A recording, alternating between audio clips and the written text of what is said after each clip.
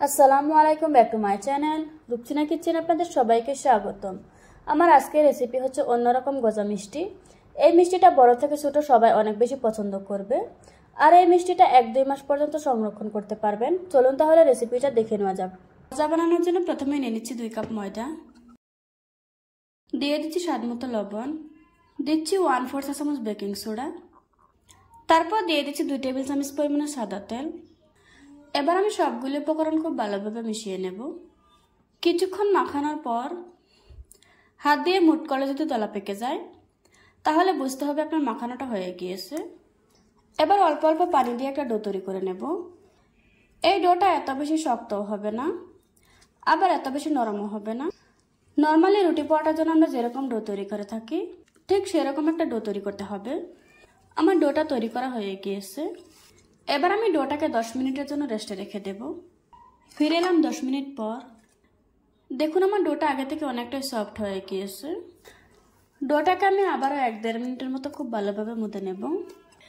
আমি এরকম ছোট ছোট করে লেচি কেটে নিয়েছি। এবার আমি গজাগুলি বানিয়ে নেব। প্রথমে আমি এভাবে গোল করে নেব, তারপর এভাবে লম্বা করে নেব। বানানো হয়ে গিয়েছে।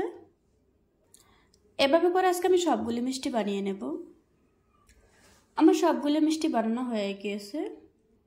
এবার আমি এগুলিকে ভেজে নেব। গজাগুলি ভাজার জন্য চুলায় একটি কড়াই বসিয়ে পরিমাণ মতো তেল দিয়ে দিয়েছি। এখন আমি তেলটাকে হালকা গরম করে নেব।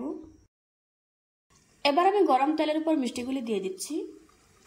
আপনারা দেখতে পাচ্ছেন আমি তেলটাকে কতটুকু গরম করে নিয়েছি।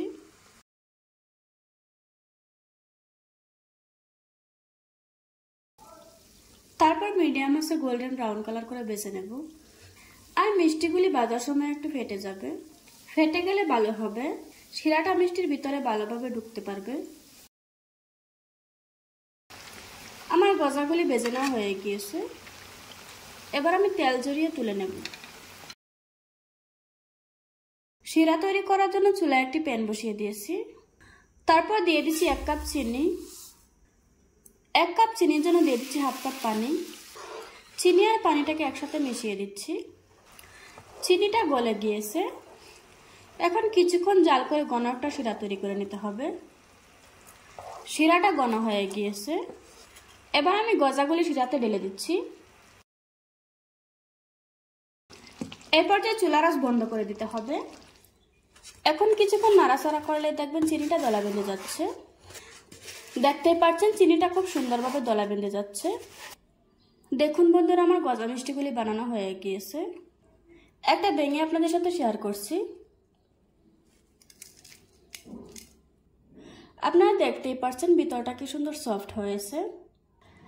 এই মিষ্টির উপরটা থাকবে মুসমুসে এবং ভিতরটা থাকবে সফট। আশা করছি আজকের এই সহজ রেসিপিটা আপনাদের কাছে ভালো লাগবে। ভালো লাগলে আমার চ্যানেলটা সাবস্ক্রাইব করে পাশে থাকা বেল বাটনটি অন করে রাখবেন। আবারও কথা হচ্ছে নতুন কোনো ভিডিওতে। ততক্ষণ সুস্থ থাকবেন, ভালো থাকবেন। আল্লাহ হাফেজ।